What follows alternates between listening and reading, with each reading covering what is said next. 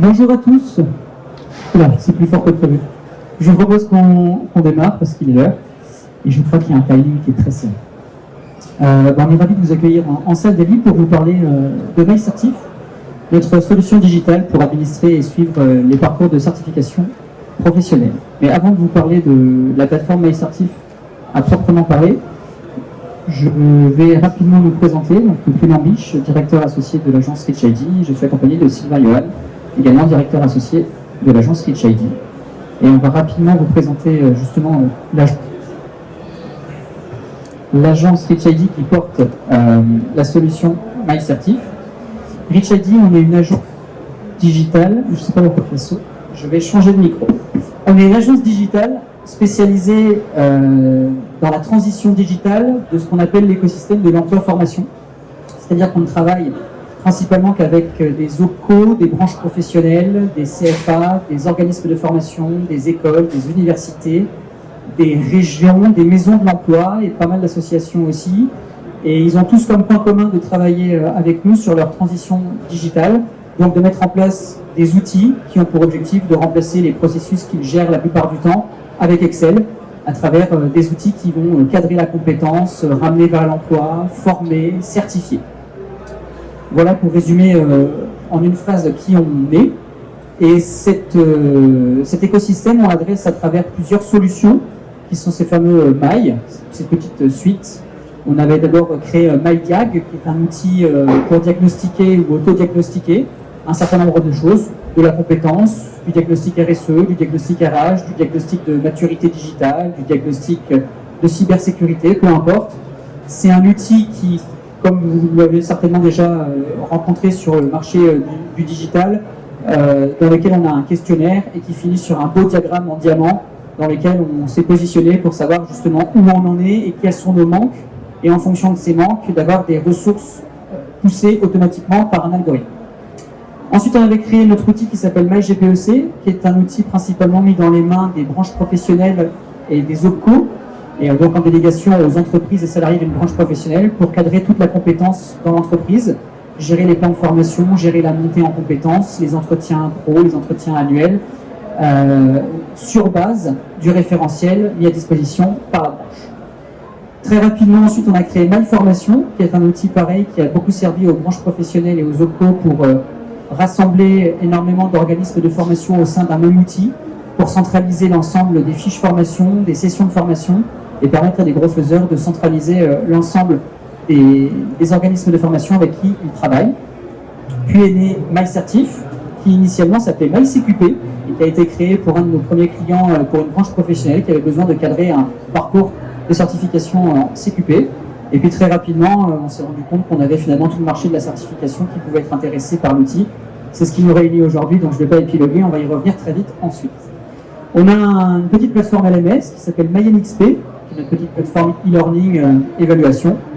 Et de tout ça, on a depuis 3 ans exploré le monde de l'insertion professionnelle à travers MyESS, qui est un outil qui va un petit peu prendre tous les avantages de tous les outils que je viens de vous citer pour accompagner des gens qui sont très éloignés de l'emploi et principalement des associations qui ont besoin de faire de l'insertion professionnelle et donc de cadrer des jeunes, de les diagnostiquer autant sur des dimensions de mobilité, de santé, que de compétences, que de formation, pour les ramener vers l'emploi. Et donc dans MyESS, finalement, on a un petit peu de tout ce que je viens de dire, puisqu'on a besoin de diagnostiquer, de gérer de la compétence, de diagnostiquer, de faire du suivi de parcours de formation, voire de l'évaluation. Donc voilà, ça c'est nos solutions. Et ce qui nous réunit aujourd'hui, c'est MyCertif, on va y revenir. En quelques chiffres, Rich ID aujourd'hui, c'est 26 collaborateurs, même si je crois qu'à l'instant T, on est 28. 2 millions d'euros de chiffre d'affaires et on existe depuis 21 ans. Autant dire qu'on n'est plus une start-up, vu l'âge qu'on a.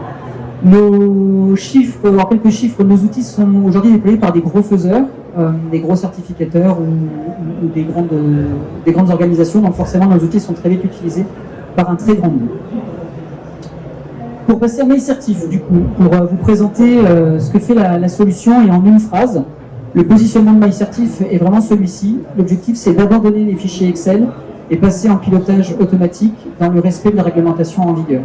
Et finalement, quand on a dit ça, on a résumé, si ce n'est les 5 forces dont je vais vous parler là, mais finalement les 2 grands objectifs de MyCertif. Le premier, c'est gagner du temps.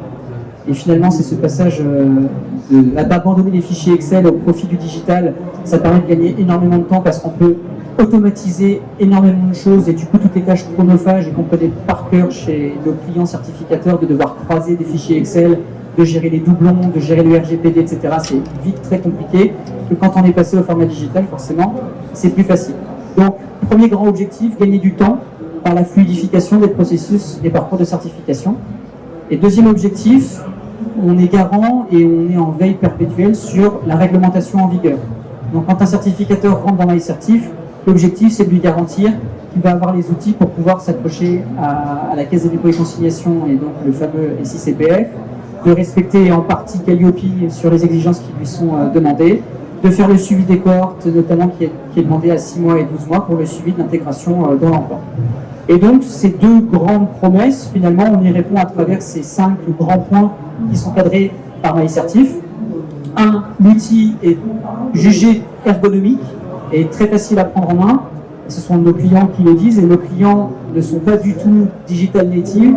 C'est des personnes qui sont dans l'emploi formation, qui n'ont pas l'habitude de manipuler des outils digitaux, et ils sont très facilement rentrés dans l'outil. Il y a toute une appropriation et une conduite du changement qui est très appréciable, parce que ça reste simple.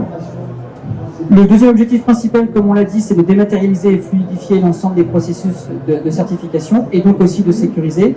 C'est toute la problématique, comme on l'a dit, de simplifier, pas de doublons, d'automatiser un certain nombre de choses, de régler le problème du RGPD. On sait qu'on a beaucoup de problématiques autour de cette réglementation.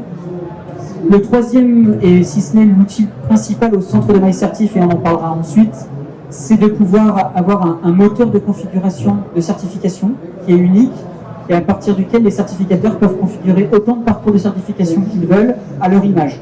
On n'impose pas, en tout cas pas dans la version on-premise.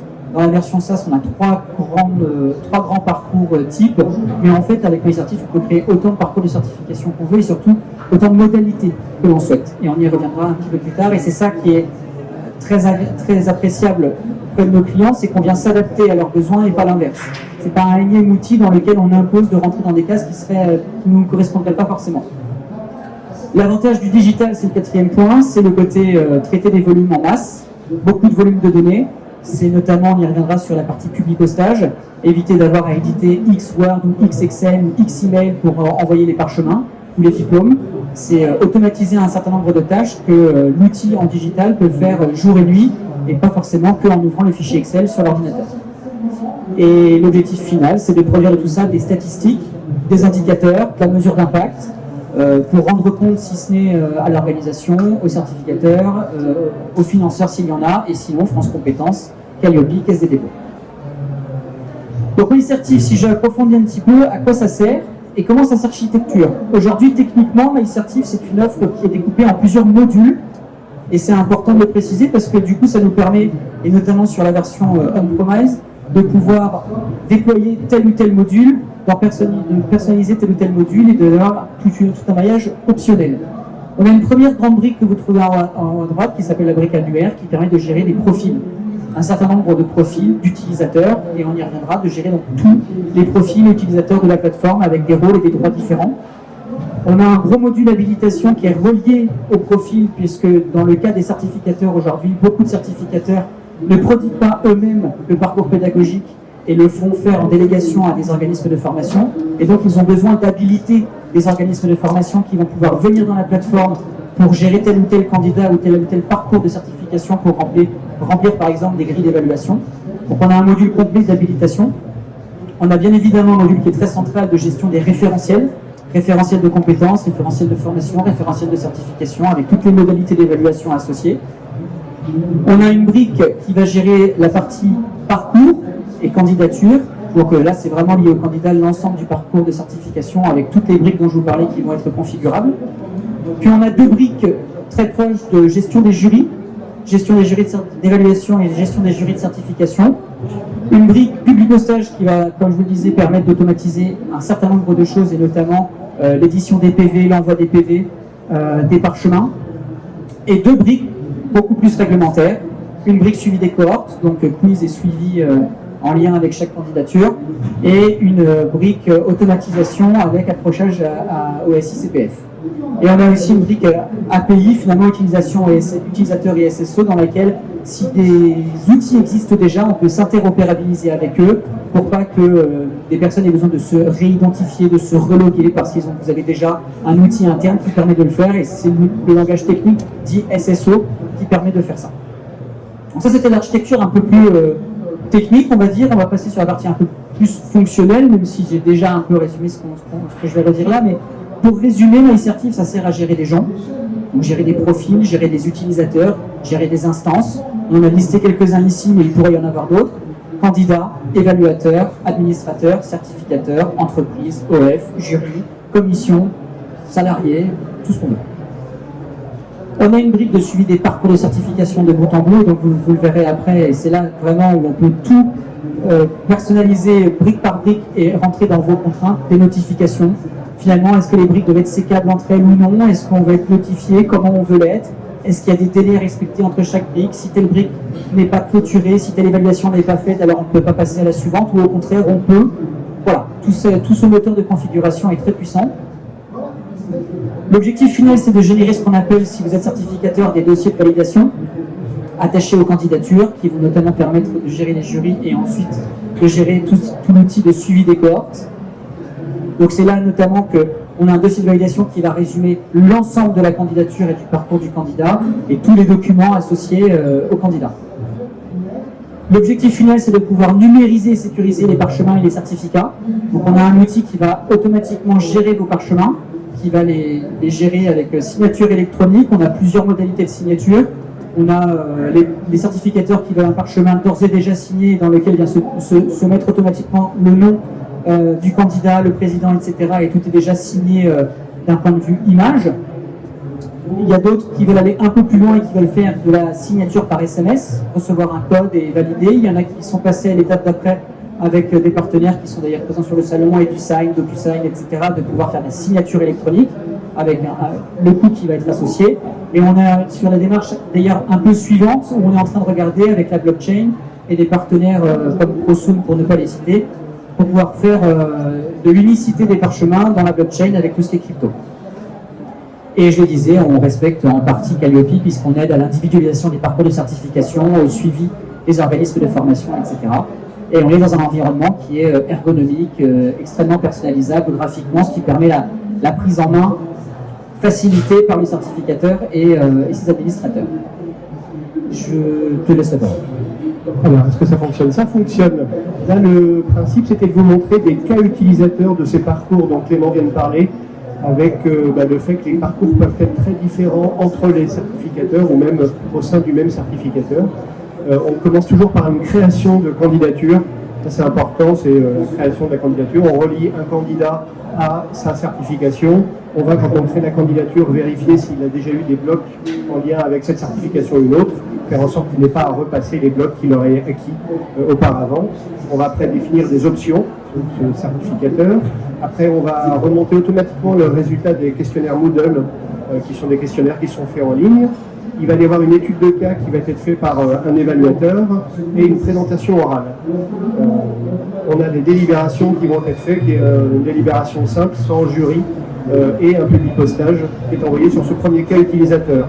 On a un deuxième cas, là, qui est un peu plus complexe, avec une création de candidature tout de suite, des données complémentaires, un formulaire dans lequel on va pouvoir mettre des données, télécharger des documents, et éventuellement ne pas pouvoir passer aux étapes d'après tant que l'ensemble de ce formulaire n'est pas complété.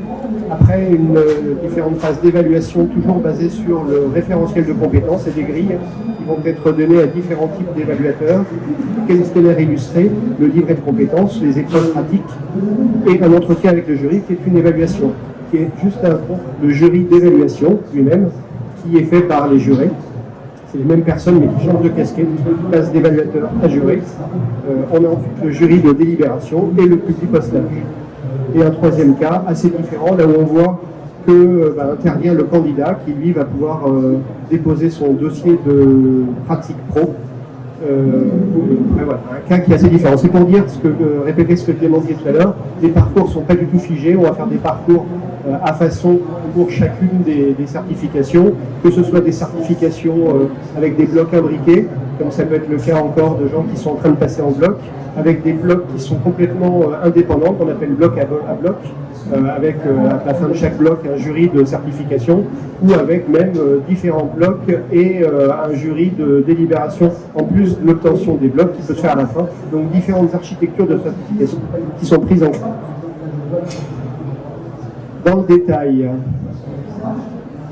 donc là on représente un peu et on voit quelques vidéos de différentes étapes. Là on est sur la création de compte, donc là on est sur une création de compte où on n'est pas connecté au SSO du client.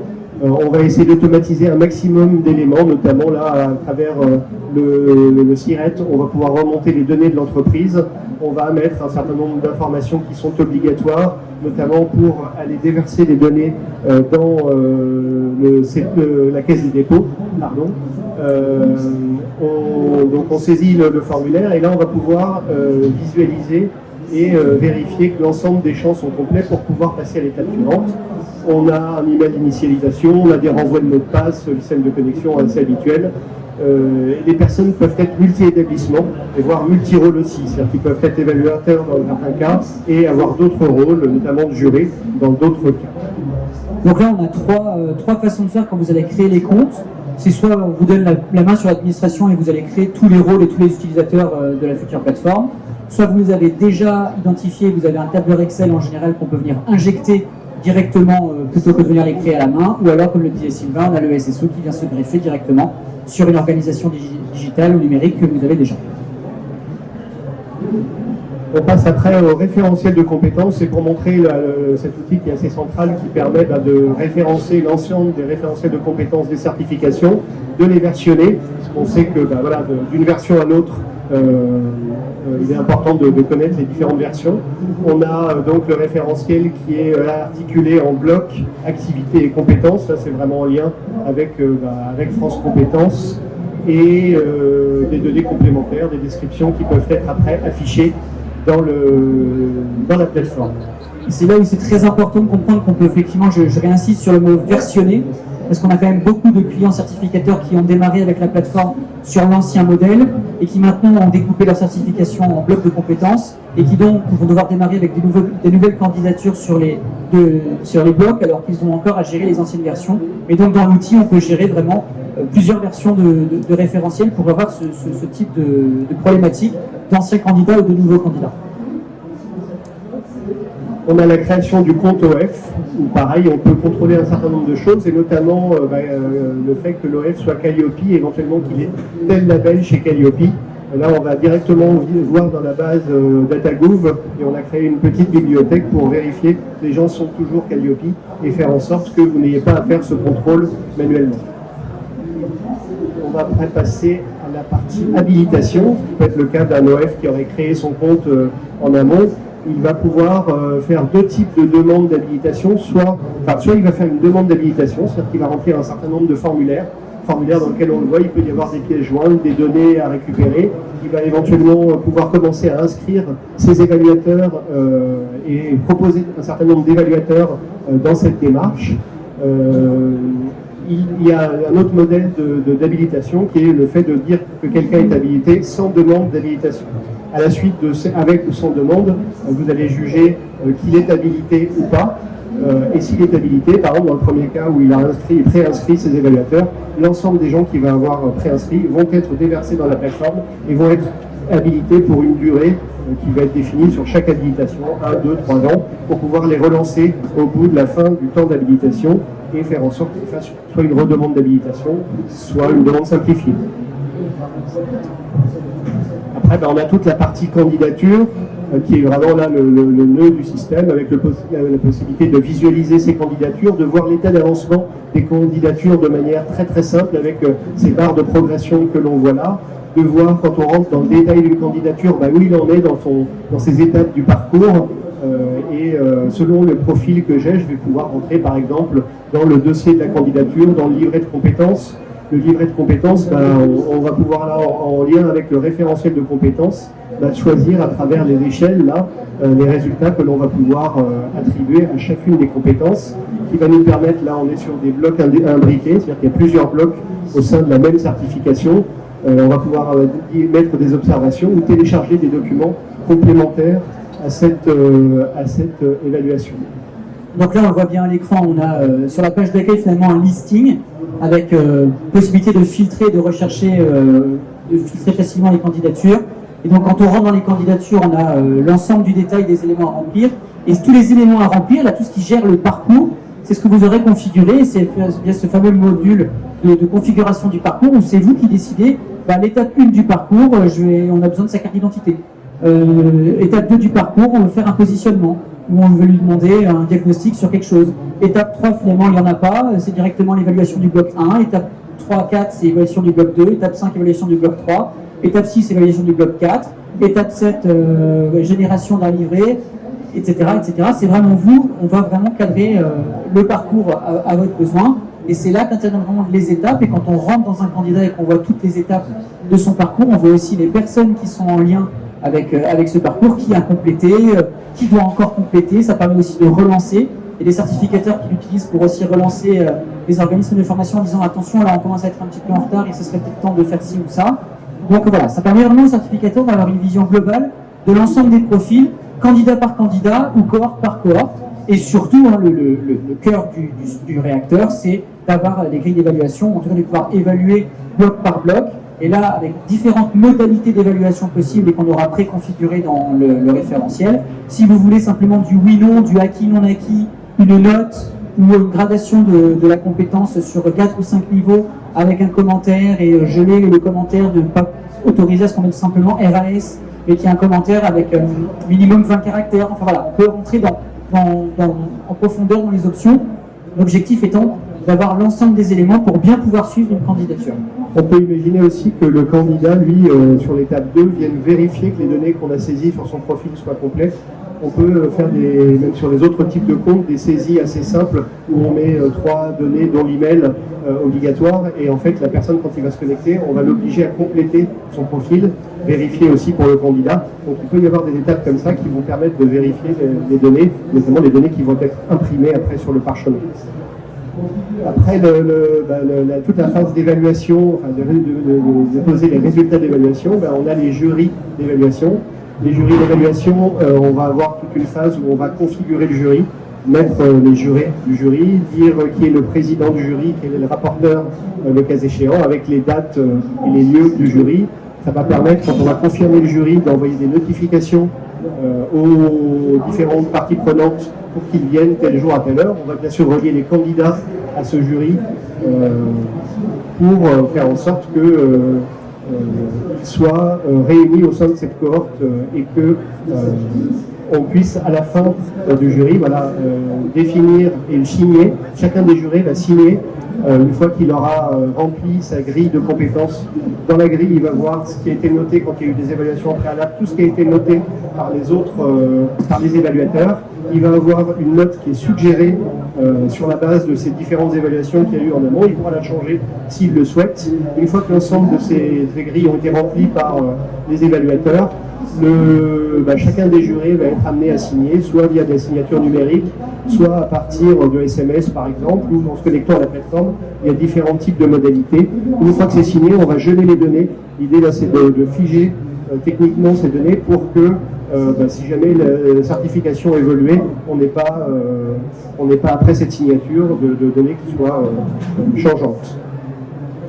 On a le jury de certification qui fonctionne un petit peu de la même manière, sauf que lui s'alimente automatiquement des données des jurys d'évaluation. Il faut quand même le configurer. On le configure avec les jurés, il va y avoir des signatures à la fin, tout ça, et on va générer des PV. Alors on l'a pas dit avant sur le jury d'évaluation, il peut y avoir un projet de PV ou un PV de jury d'évaluation. Ici on va arbitrer sur des candidats. On peut, en option, pourquoi pas décider de rattraper certains candidats qui étaient trop justes, donc manuellement de laisser les jurés pouvoir rattraper certains candidats. En gros, ce qui se passe dans les commissions, c'est que souvent, ceux qui sont au vert restent au vert, et ceux qui sont au rouge ou orange, ceux au rouge sont plutôt loin de l'obtention. Ceux qui sont orange vont être arbitrés par les jurys. Que dire d'autre? Le XML, le rapprochage de la Caisse des dépôts, c'est ici qui s'édite à la fin effectivement des jurys de certification, où du coup automatiquement sur base de tout ce qu'on vient de voir, finalement le XML vient s'auto-générer à partir justement de la candidature, des référentiels, des évaluations, et c'est là où nous, on restera en veille pour que ce XML soit systématiquement à jour des nombreuses versions de la Caisse des dépôts si elle continue à changer. Absolument, et on espère que bientôt il y aura une API qui nous permettra de déverser directement sans la passer par le fait de sortir le XML et que vous l'injectiez directement chez eux, donc de le déverser directement à la Caisse des dépôts. Et donc le processus, c'est qu'on a des candidatures, on les sélectionne, ça génère un PV de jury, on signe ce PV de jury, et là ça va être disponible dans le Publipostage et on va pouvoir générer le XML avec l'ensemble du jury, et bien sûr on génère le PV en même temps. Et justement, Publipostage, voilà. On en voit un exemple là. Le Publipostage là, il peut se faire de deux manières, soit via des envois d'email, soit via une impression PDF que vous allez pouvoir directement imprimer sur vos imprimantes, que vous allez pouvoir transmettre à la poste par exemple pour qu'ils fassent des publipostages automatisés en lettres recommandées. À l'étape d'avant, on a généré le parchemin avec toutes les données du candidat, les signatures du président de l'époque qu'on va enregistrer. Et voilà. On a aussi une petite option dans la partie Publipostage qui permet d'enregistrer les numéros de recommandés si vous voulez avoir cette phase. Il y a beaucoup d'options en fait que je ne vais pas détailler là, mais en fait il y a beaucoup d'options qui vont dans ces différents modules s'activer ou ne pas s'activer en fonction de vos besoins. On est sur la partie statistique là qui va permettre par candidature, par exemple sur une année, mais on peut être sur 2-3 années et faire des comparatifs entre années. Là on est sur la partie dashboard, de permettre de voir par exemple là quelles sont les candidatures qui sont admises, qui sont refusées, qui sont partielles. Quand on est dans le cas de blocs imbriqués, on peut avoir du partiel, c'est-à-dire que quelqu'un a un certain nombre de blocs, mais pas tous les blocs. On peut, quand vous êtes vous référencez les branches au niveau de la candidature ou des secteurs, pouvoir aussi ressortir les diagrammes. Ces statistiques entre nos clients s'agrémentent d'un client à l'autre. Alors toujours pareil avec des options, si on n'a pas de secteur comme le BTP là, on ne va pas afficher cette partie-là. Et on a la partie suivi des cohortes qui arrive juste après. Et juste avant la partie suivi des cohortes, c'était précisé que l'ensemble des statistiques qui sont sur la plateforme sont exportables, et c'est peut-être le seul moment où on pourrait revenir dans Excel si nécessaire, de pouvoir exporter justement tous les éléments si vous avez besoin d'en faire des tableurs croisés dynamiques. Tout est exportable de la plateforme. Et donc on a après la partie suivi des cohortes avec des emails qui partent automatiquement une fois qu'on est passé en jury de certification 6 mois plus tard et 24 mois, et avec ces questionnaires qui vont être envoyés aux candidats, relancés si les candidats ne répondent pas. Questionnaires qui vont vous permettre après d'être en phase avec la réglementation et de pouvoir remonter des statistiques sur l'employabilité des personnes. Est-ce qu'ils ont changé? Est-ce qu'ils ont évolué dans leur métier? Est-ce qu'ils ont trouvé un emploi? Ou est-ce qu'il y a eu c'est toute l'insertion professionnelle, du suivi des cohortes qui est directement géré dans l'outil, où là ça évite d'avoir à le faire soi-même. Tout est automatisé, on Publipost le nom, le prénom de la personne, le mail étant renseigné dans le système, ça lui envoie directement le questionnaire et ça se met à jour directement dans l'outil. Et donc le jour où vous avez besoin d'exporter ces données, vous pouvez directement exporter justement en Excel l'ensemble du suivi des cohortes. Le petit zoom sur Calliope, on ne va pas forcément s'y attarder trop longtemps, mais j'ai repris quelques critères forcément qui étaient en lien avec le côté digital, puisque finalement Calliope demande de pouvoir mieux suivre les parcours, de mieux suivre l'individualisation des parcours de chacun des candidats, de mieux suivre, quand on est certificateur, des EF ou des CFA dans le suivi de la centralisation des évaluations, de mobiliser, coordonner les différents acteurs. Voilà. Donc j'ai repris forcément les critères et le fait de pouvoir aussi extraire et respecter la réglementation et notamment l'accrochage au CPF, etc. sont des critères Calliope, donc forcément, en grande partie, ça permet d'y répondre. On a remis quelques logos de certificateurs d'organismes certificateurs qui nous ont fait confiance. Donc comme on vous l'a dit, pour l'instant, on est plutôt sur des gros faiseurs qui génèrent beaucoup de candidatures par an. Donc Galileo, Lupans, Acto qui a plusieurs branches professionnelles qui utilisent l'outil. le 3CA BTP pour le BTP et le TP, la branche du TP et la branche du BTP, les chambres d'agriculture, une inforise dans le domaine de la santé. Et donc tous ces acteurs aujourd'hui, comme toute nouvelle solution finalement, on démarre par ce qu'on appelle le on-promise, et ça c'est dont on va parler juste ensuite, sur le fait que la solution les intéresse, mais que finalement ils sont dans des process tellement compliqués, tellement énormes qu'ils veulent repartir de la plateforme pour personnifier énormément de choses, et c'est possible. Et donc on vient personnaliser énormément de choses et voir faire du développement sur mesure. Et donc là on est sur une offre on-promise, là où maintenant la solution commence à être mature, et finalement dès cet été de pouvoir commencer à attaquer le marché des plus petits certificateurs qui pourraient rentrer dans l'outil en mode SaaS, et finalement de dire voilà, moi j'ai peut-être pas le budget pour tout tordre et tout faire à mon image, mais finalement je peux faire rentrer mes roues dans vos carrés parce que finalement ça, ce n'est pas forcément très compliqué pour moi. Et donc justement ces deux modèles dont on parle, le modèle on-premise donc sur mesure qui a un coût de setup à partir de 30 000 € pour pouvoir déformer la plateforme et commencer à faire du développement sur mesure. Pour les certificateurs qui ne veulent pas déformer la plateforme, mais malgré tout la déployer et configurer un certain nombre d'éléments dans la plateforme, on a un coût de setup à partir de 1 500 €. Donc on a 3 jours de mise en place, 2 jours ou 3 jours de mise en place pour déployer la plateforme, la mettre à votre image avec la configuration des parcours dans les modèles de certification qui sont prévus dans la plateforme. Et ensuite on a un coût à la candidature.